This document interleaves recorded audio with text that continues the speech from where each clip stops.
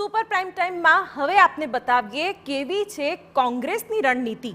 મતદાનને બરાબર 30 દિવસ હવે બાકી છે, છતાં હજુ સુધી કોંગ્રેસે પોતાના 4 ઉમેદવારના નામની જાહેરાત નથી કરી। રાજકોટ, મહેસાણા, અમદાવાદ પૂર્વ અને નવસારીની બેઠક માટે કોંગ્રેસ હજુ પણ યોગ્ય ઉમેદવારની કરી રહી છે શોધ, છતાં સારા ઉમેદવાર મળી રહ્યા નથી। ત્યારે જુઓ આખરે કેમ ઉમેદવારની પસંદગીને લઈને કોંગ્રેસ મુશ્કેલીમાં છે।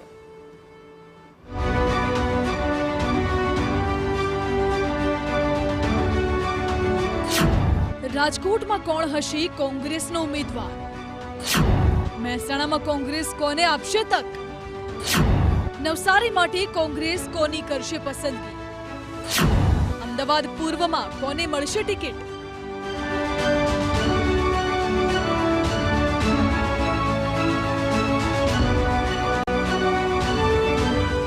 રાજ્યમાં મતદાનને હવે માત્ર 30 દિવસ બાકી છે, છતાં હજુ સુધી કોંગ્રેસ રાજ્યની 4 લોકસભા બેઠક પર પોતાના ઉમેદવારોની જાહેરાત નથી કરી શકી।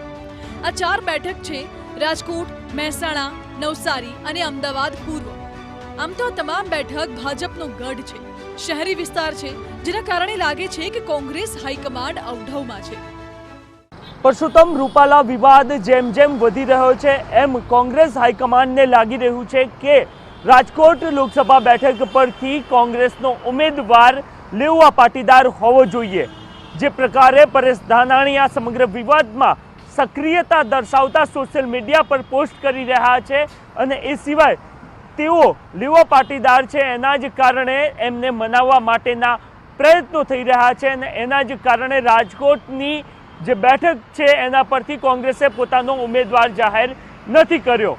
ભૂતકાળમાં જ્યાં પરસોત્તમ રૂપાલાને પરેશ ધાનાણી વિધાનસભાની ચૂંટણીમાં હરાવી ચૂક્યા છે, ત્યારે કોંગ્રેસ હાઈકમાન્ડ ઈચ્છી રહ્યું છે કે રાજકોટનો જંગ રૂપાલા વર્સિસ ધાનાણી બનતો જોવા મળે।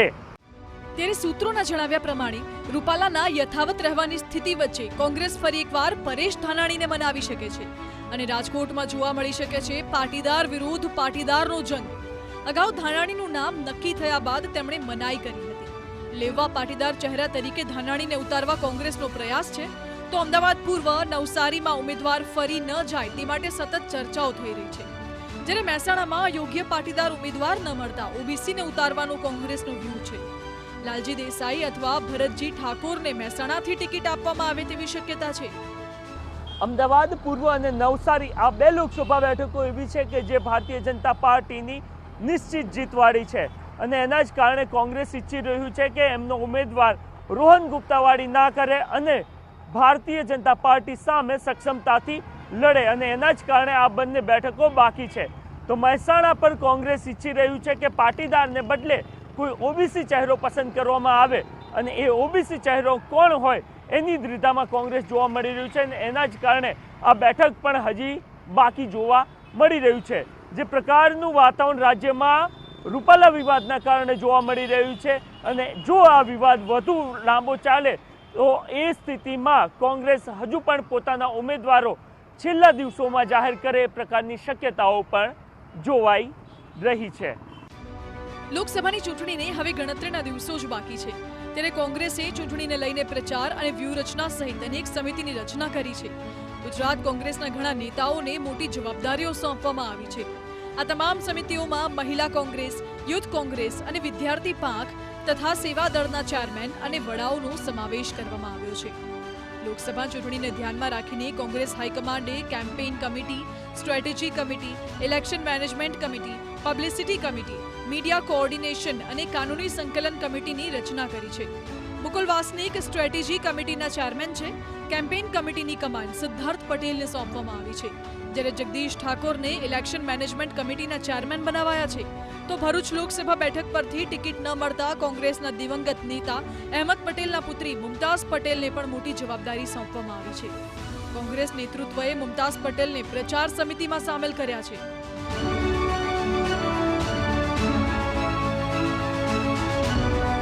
પબ્લિસિટી કમિટીના ચેરમેન તરીકે ગૌરવ પંડ્યા અને કન્વીનરની જવાબદારી નિલેશ પટેલને સોંપવામાં આવી છે। તેમાં મીડિયા કન્વીનર અને મુખ્ય પ્રવક્તા ડોક્ટર મનીષ દોશી, પ્રવક્તા મનહરભાઈ પટેલ અને હિમાંગ રાવલ, અમદાવાદ શહેર કોંગ્રેસ પ્રમુખ હિંમતસિંહ પટેલ સહિત 50 સભ્યોનો સમાવેશ કરવામાં આવ્યો છે.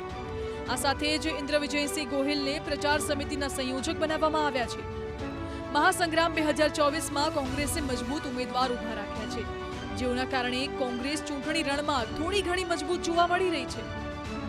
હવે જેમ કે કોંગ્રેસના ચૂંટણી યોદ્ધાઓની વાત કરીએ તો બનાસકાંઠાથી ગેનીબેન ઠાકોર, આણંદથી અમિત ચાવડા, વલસાડથી અનંત પટેલ, સાબરકાંઠાથી તુષાર ચૌધરી, પોરબંદરથી લલિત વસોયા, પાટણથી ચંદનજી ઠાકોર, અમરેલીથી જેનીબેન ઠુમ્મર, ગાંધીનગરથી સોનલ પટેલ, જામનગરથી જેપી મારવિયા, ખેડાથી કાળુસિંહ ડાભી, પંચમહાલથી ગુલાબસિંહ ચૌહાણ, તો દાહોદથી પ્રભાબેન તાવિયાડ, જ્યારે છોટાઉદેપુરથી સુખરામ રાઠવા અને સુરતથી નિલેશ કુંભાણી મેદાનમાં છે.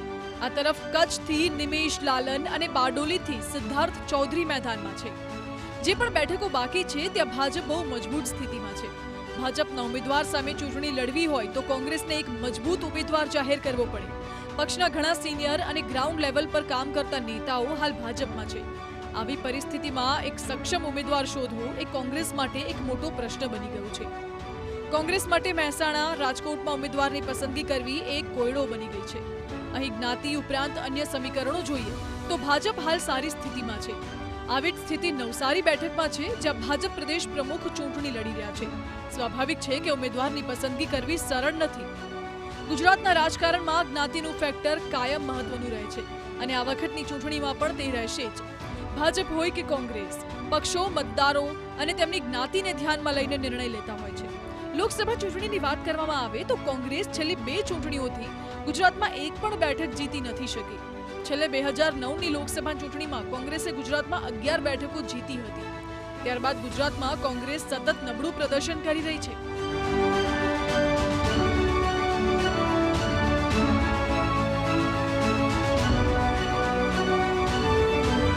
ગત ચૂંટણીમાં કોંગ્રેસ તરફથી ગાંધીનગર બેઠક પરથી ચૂંટણી લડેલા CJ ચાવડા, જામનગર બેઠક પરથી ચૂંટણી લડેલા મુળુભાઈ કંડોરિયા, નવસારી બેઠક પરથી ચૂંટણી લડેલા ધર્મેશ પટેલ જેવા નેતાઓ હવે ભાજપમાં સામેલ થઈ ચૂક્યા છે.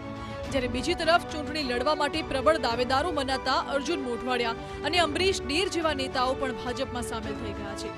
આ મજબૂત ઉમેદવાર કોંગ્રેસને મળી નથી રહ્યા. સૌથી મહત્વનું છે કે છેલ્લે 1980માં કોંગ્રેસે ગુજરાતની 26માંથી 25 બેઠકો જીતી હતી, જે ગુજરાતમાં લોકસભા ચૂંટણી દરમિયાન કોંગ્રેસનું શ્રેષ્ઠ પ્રદર્શન ગણાય છે. પરંતુ છેલ્લી 2 ચૂંટણીમાં તો કોંગ્રેસ શૂન્ય પર જ સમેટાઈ ગઈ હતી. ત્યારે સવાલ એ છે કે 2024ના મહાસંગ્રામમાં શું થશે? અમદાવાદથી નરેન્દ્ર રાઠોડ સાથે બ્યુરો રિપોર્ટ, TV9.